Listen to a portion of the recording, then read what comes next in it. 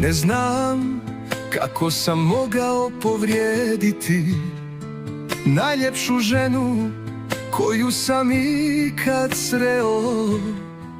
Bila si svjetlo u mojoj tami, a ja sam to vidio prekasno.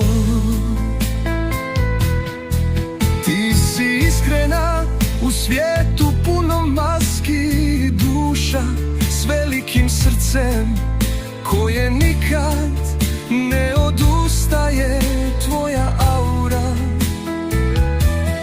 nosi nešto sveto, nešto što nisam znao razumjeti, ali sam uvijek osjećao.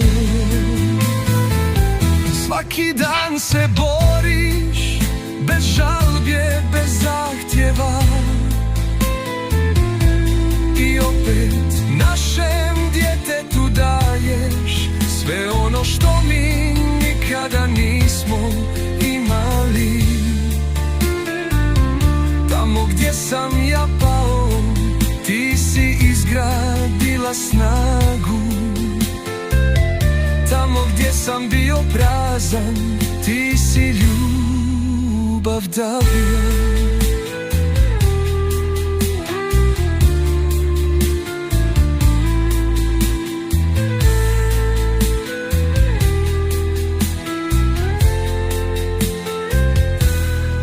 Nisi samo nevjerovatna majka, ti si najbolja majka baš za naše dijete.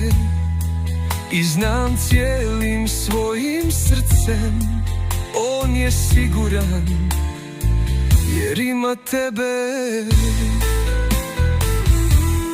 Nosim bol zbog načina na koji sam te povrijedio, što te nisam vidio onakvu kakva jesi i kakva si uvijek bila.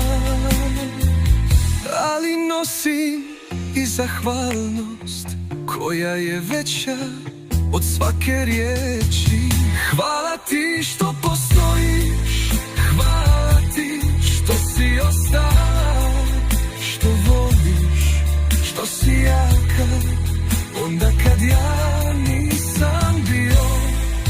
Uvijek ću biti ponosan na tebe i zauvijek zahvalan.